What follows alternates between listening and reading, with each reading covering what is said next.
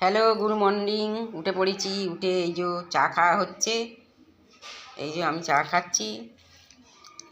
আমার বোন এখনও খায়নি, বোনের বাড়ি এসেছি।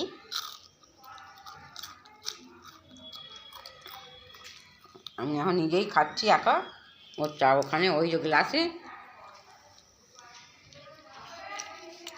আগে দেরি হয়ে গেছে উঠতে। এখন চা খাচ্ছি 9:30টায়। এখন শহরের ব্যাপার তো একটু দেরিতে এরা ওঠে। জায়গাটা হচ্ছে হাওড়া শিবপুর।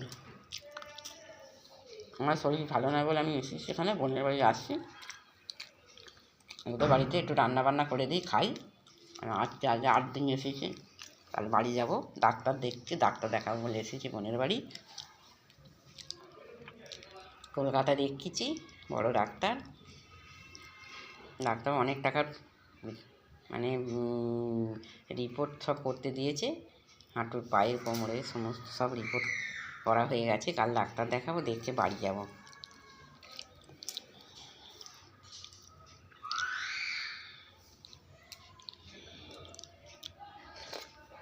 হ্যাঁ।